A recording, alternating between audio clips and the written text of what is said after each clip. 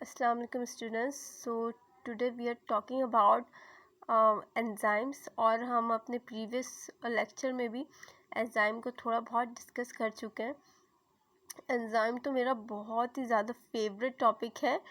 आप लोगों को मुझे पता नहीं, लेकिन मुझे ये ज़रूर पता है कि ये लेक्चर देखने के बाद, इसको समझने के बाद, ये आपका भी बहुत फेवरेट टॉपिक होने वाला है. इस टॉपिक को जितना आप बोरिंग समझते हैं, इस चैप्टर को, बायोमोलिक्यूल्स वाले चैप्टर को, या आप बायोकेमिस्ट्री कह रहे हैं इस चैप्टर को, ठीक है, जिसमें हम कार्बोहाइड्रेट्स वगैरह कर चुके हैं, न्यूक्लिक एसिड वगैरह कर चुके हैं. ये सारे टॉपिक बहुत ही ज़्यादा मज़ेदार हैं अगर आपको समझ में आ गया है तो, वरना आपको बहुत ही ज़्यादा ये मुश्किल लगने वाला है और बहुत ही ज़्यादा आप इन टॉपिक से दूर भागते हो. लेकिन वो सिर्फ तब तक है जब तक आपको टॉपिक समझ नहीं आ जाता. अब यकीन करें, अगर आपको ये टॉपिक समझ में आ गया ना गाइस, तो मैं ये गारंटी से कह सकती हूँ कि इन टॉपिक्स के अलावा आपका फेवरेट टॉपिक कोई नहीं हो सकता. और बायोलॉजी में जो सबसे अच्छी बात होती है ना, वो ये होती है कि हर टॉपिक समझने का, उसको जानने का एक अलग ही जुनून होता है, एक अलग ही इंटरेस्ट होता है. मुझे तो बहुत ही ज़्यादा मज़ा आता था नए नए टॉपिक्स को समझने में, जानने में. मुझे सबसे ज़्यादा वो पीरियड अच्छे लगते थे जिस पीरियड्स में टीचर एक्सप्लेन कर रही होती थी चैप्टर्स को, चैप्टर्स को एक्सप्लेन कर रही होती थी, किसी पर्टिकुलर टॉपिक को एक्सप्लेन कर रही होती थी. तो मुझे वो बहुत ज़्यादा, वो जो पीरियड्स होते थे वो बहुत ज़्यादा मुझे पसंद हुआ करते थे, और मैं बिल्कुल भी उन पीरियड्स को कभी भी मिस नहीं करती थी. सो एनीवेज़, कहाँ से कहाँ तक आ गए. बस मैं इतना कह रही थी कि बायोलॉजी में आप जितना ज़्यादा चीज़ों को जानते हैं, जितना टॉपिक को समझते हैं, आपके अंदर ये शौक़ और ज़्यादा बढ़ता है कि मैं और ज़्यादा चीज़ों को जानूँ, मैं और ज़्यादा चीज़ों को समझूँ. मुझे तो ये शौक़ था कि हर टॉपिक मुझे आना चाहिए, हर चीज़ का मुझे पता होना चाहिए, और मैं जितना जानती थी मेरा इंटरेस्ट उतना ज़्यादा बढ़ता चला जाता था. कोई बात नहीं, अब टॉपिक पे वापस आते हैं. तो हम बात कर रहे थे एंजाइम्स के बारे में. तो हम सबसे पहले जिस तरह समझते हैं हर चैप्टर को, उसके नाम से एंजाइम को भी उसी तरह हम समझेंगे. तो एंजाइम्स, इसका मतलब क्या है? To catalyse. तो ये क्या करेंगे? They will catalyse. ठीक है, इसका मतलब क्या है? टू लीव इन और टू रेज. ठीक है, तो they will leave in, they will raise. तो एंजाइम, सबसे पहले इसकी डिस्कवरी हुई किस तरह से थी? सबसे पहले जो इसकी डिस्कवरी की है ना, वो करी है लुईस पैस्चर ने. जी हाँ, मैं जानती हूँ, बिल्कुल आप लुईस पैस्चर को अच्छी तरह से जानते हैं. ये वही लुईस पैस्चर है जिनको आप डिजीज़ से एसोसिएट करते हैं. बिल्कुल ये वही है. रेबीज़ के बारे में और भी बहुत सारी डिजीज़ के बारे में इनकी स्टडीज़ है. तो सबसे पहले उन्होंने ये देखा कि जब हम मैदे में या आटे में, किसी भी चीज़ में जब हम यीस्ट को डालते हैं, तो वो जो डो है वो बिल्कुल सॉइल अप हो जाती है. ठीक है, डो जो है बिल्कुल सॉइल अप हो जाती है, रेज हो जाती है. तो उन्होंने ये देखा कि यीस्ट के डालने के बाद ये कौन सी चीज़ है जो इस डो को क्या करा रहा है? रेज करवा रहा है. ठीक है, तो उन्होंने ये देखा कि ईस्ट के अंदर एक एंजाइम है, जाइमेज. ठीक है, ईस्ट के अंदर एक एंजाइम है जाइमेज, जो कि क्या करता है? डो को रेस करवाता है. ठीक है, और ये जाइमेज क्या करता है? फर्मेंटेशन करता है. यानी कि फर्मेंटेशन यानी ये बेकिंग में यूज़ होने वाला है. ठीक है, बेकिंग में यूज़ होता है, and it's also use in brewing.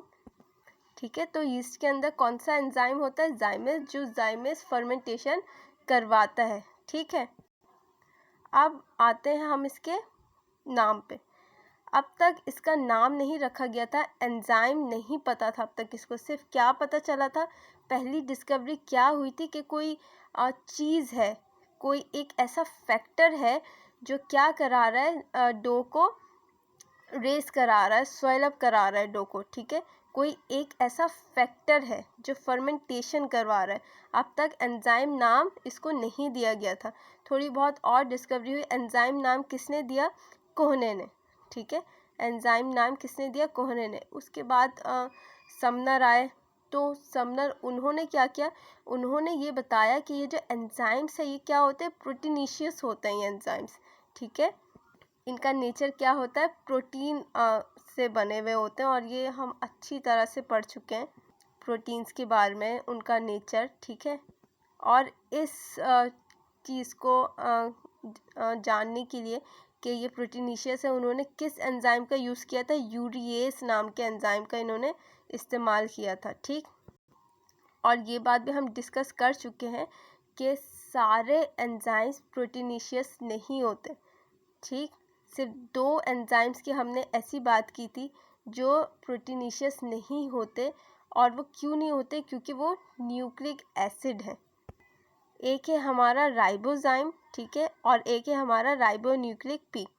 नाम से पता चल रहा है ये क्या है? न्यूक्लिक एसिड है। तो इन दोनों का जो नेचर है वो प्रोटीनीशियस नहीं है, ठीक है। तो आगे चलते हैं। तो इस पिक्चर को हम पहले भी डिस्कस कर चुके हैं कि ये क्या है? ये एंजाइम है, ये सबस्ट्रेट है।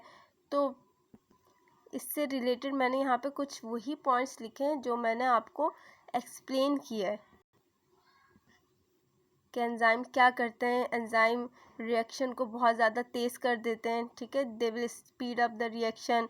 और क्या है, ये बहुत ही ज़्यादा स्पेसिफिक होते हैं, बहुत ही स्मॉल अमाउंट में ये चाहिए होता है।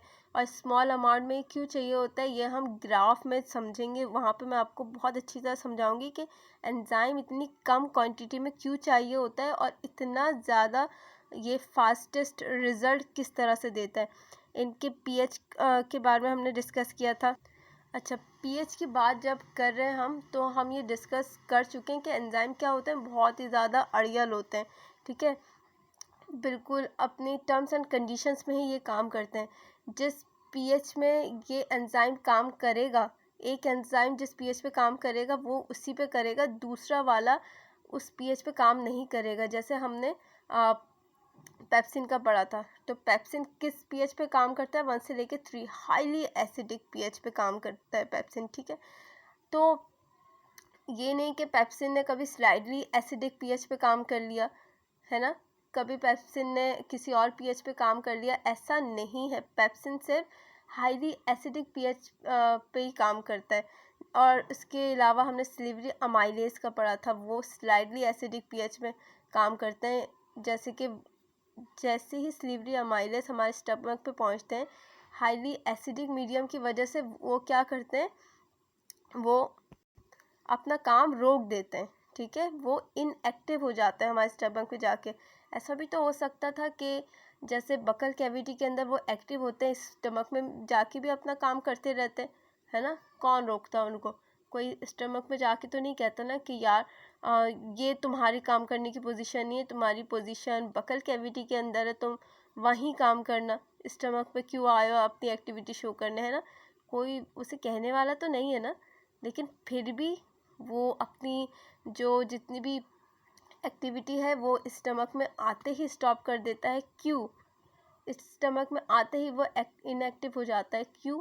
क्योंकि ये बहुत हाईली स्पेसिफिक होते हैं, ये अपने पीएच पे ही काम करेंगे, इसके अलावा किसी और पीएच पे ये काम नहीं करेंगे, भले इनको कोई पकड़ने आए या ना आए ठीक है।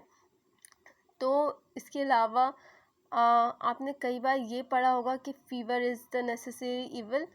ऐसा क्यों कहा जाता है कि फ़ीवर नेसेसरी भी है और इविल भी है? ऐसा इसलिए कहा जाता है क्योंकि मैं बताती हूँ आपको। आपको पता है कि फ़ीवर हमें क्यों होता है? जब भी कोई बॉडी में पैथोजन हमारे एंटर करता है, या जब भी कुछ कोई ख़राबी हो, कोई तकलीफ़ हो जो हमारी बॉडी हमें बताना चाहती है, तो क्या होता है? हमारी जो बॉडी है वो अपना टेम्परेचर इंक्रीज़ कर देती है, ठीक है। वो क्या करती है? अपना टेम्परेचर इंक्रीज़ कर देती है बॉडी। तो इंक्रीज़ करने से जो पैथोजन हमारी बॉडी में इंटर हुए बाहर से, जिन पैथोजेंस की वजह से बॉडी ने अपना टेम्परेचर इंक्रीज़ किया है, तो वो पैथोजन क्या होगा उन पैथोजेंस के साथ, वो पैथोजन डीनेचर हो जाएंगे। ठीक है, क्यों डीनेचर हो जाएंगे? क्योंकि ये जो पैथोजेंस वगैरह है और ये जो एंजाइम्स है, ये सिर्फ नॉर्मल बॉडी टेम्परेचर पे ही काम करते हैं। ठीक है, ये सिर्फ नॉर्मल बॉडी टेम्परेचर पे काम करते हैं, इससे ज़्यादा टेम्परेचर ये बर्दाश्त नहीं कर सकते। तो जैसे ही बॉडी ने अपना टेम्परेचर बढ़ाया, तो ये पैथोजेंस तो डीनेचर होंगे ही होंगे। उसके अलावा साथ साथ हमारी बॉडी के जो एंजाइम्स हैं वो भी तो डीनेचर हो रहे हैं ना। तो इसमें नुकसान किसका हुआ? जैसे कि जब जंग होती है तो नुकसान दोनों साइडों से होता है। तो पैथोजेंस तो मर गए, उसके साथ साथ हमारे जो एंजाइम्स थे वो भी डीनेचर हो गए। तो बॉडी का टेम्परेचर बढ़ाना ज़रूरी भी था, और बॉडी के टेम्परेचर को बढ़ाने की वजह से हमारे एंजाइम्स भी डीनेचर हो गए। इसलिए फीवर नेसेसरी भी है और ईविल भी है। अब समझ आई अब बात? तो इसी से हमें ये भी पता चलता है कि हमें खाना बहुत ज़्यादा गरम या बहुत ज़्यादा ठंडा भी नहीं खाना चाहिए। ठीक है, बहुत ज़्यादा गर्म खाना खाएंगे तो हमारी जो इसोफेगस है उसकी लाइनिंग तो ख़राब होगी ही, डैमेज होगी, उसके साथ साथ हमारे एंजाइम्स भी डीनेचर्ड हो रहे हैं। Are you getting this? उसके साथ साथ हमारे एंजाइम भी डीनेचर हो रहे हैं, और बहुत ही ज़्यादा हमने ठंडा खाना खा दिया तो उसके ऊपर हमारे जो एंजाइम्स है वो ठीक तरह से एक्ट नहीं कर पाएंगे। ठीक है, तो इसलिए खाना भी हमेशा रूम टेम्परेचर पे खाना चाहिए। So let's talk about mechanism of action. तो चलिए अब इस ग्राफ को समझते हैं। ठीक है, इस ग्राफ की मदद से समझते हैं कि एंजाइम किस तरह से काम करते हैं।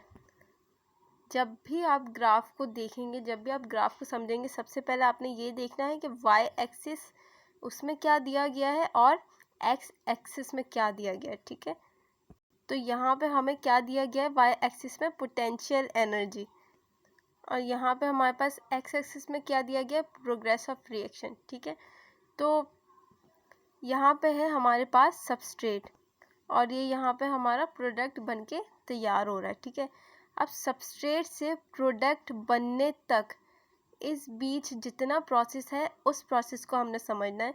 उसी में हमें समझ आ जाएगा कि एंजाइम्स इतने कम क्यों चाहिए होते हैं और इनका रेट ऑफ रिएक्शन इतना ज़्यादा क्यों होता है। ठीक है, तो सबसे पहले यहाँ पे किसी भी चीज़ की रिएक्शन करवाने के लिए हमें कुछ एनर्जी देनी पड़ती है। ठीक है, अब जैसे आग है, आग जलाने के लिए सिर्फ फ्यूल तो नहीं चाहिए होता ना हमें, वरना फ्यूल तो हर जगह है ना, आसपास हमारे हर जगह फ्यूल है, लेकिन हर जगह तो आग नहीं लग जाती ना। हम खुद फ्यूल है, हमसे तो ऐसा तो नहीं है ना कि हम चूल्हे को टच करते हो आग लग जाती है, या हमने किसी और को टच किया आग लग गई, या मैंने अपने सामने किसी को टच किया और उसको आग लग गई, ऐसा तो कुछ भी नहीं है ना। तो आग लगने के लिए एक सोर्स ऑफ एनर्जी चाहिए होता है, एक सोर्स ऑफ फायर चाहिए होता है जिससे आग लगे। ठीक है, आग से फ्यूल होने से नहीं लग जाती। तो उसी तरह हमें रिएक्शन करवाने के लिए भी कुछ एनर्जी देनी पड़ती है। उस एनर्जी को हम कहते हैं एक्टिवेशन एनर्जी। ठीक है, अब एक्टिवेशन एनर्जी एक स्टेट आती है, उस स्टेट को हम कहते हैं ट्रांजिशन स्टेट, और वो ट्रांजिशन स्टेट वो स्टेट होती है जिसके बाद एक्चुअली में जो रिएक्शन है वो होना शुरू होता है।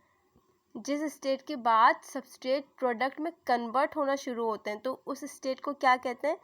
उस स्टेट को ट्रांजिशन स्टेट कहते हैं, और इसके अलावा उसको टेम्परेरी या अनस्टेबल स्टेट भी कहा जा सकता है। ठीक है, तो सबस्ट्रेट को यहाँ तक इस ट्रांजिशन स्टेट तक पहुँचने के लिए कितनी एनर्जी दी गई?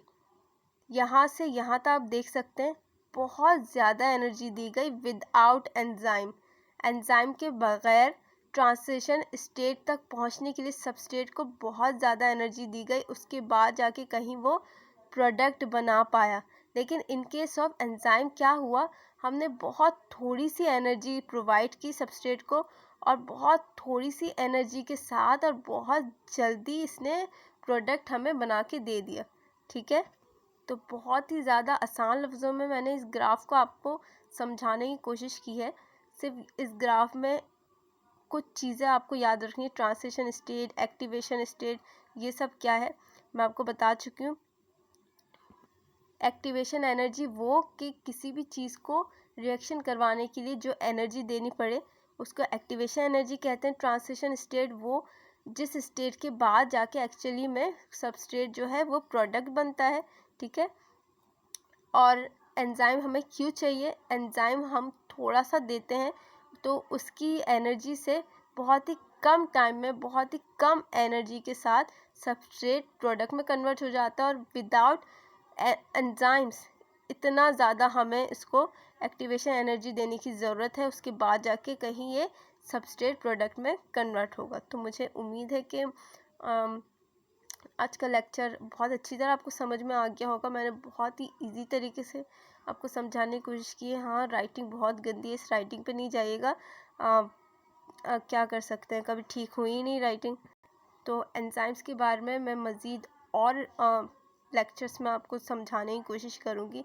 फ़िलहाल तो ये लेक्चर बहुत ही ज़्यादा लंबा हो गया और मुझे पता है कि स्टूडेंट्स इतना लंबा लेक्चर देख के ही डर जाते हैं कि पता नहीं इसमें कितना ज़्यादा पढ़ा लिया होगा। तो मेरे लेक्चर्स में आपको डरने की ज़रूरत नहीं है। लेक्चर भले ही थोड़ा बहुत लंबा हो जाए लेकिन उसमें सिर्फ एक्सप्लेन करने में ज़्यादा टाइम लगता है और मुझे नहीं लगता कि मेरे लेक्चर्स आपको बोर करते होंगे। ठीक है, तो पढ़ाई करती रहिए। अल्लाह हाफ़िज़।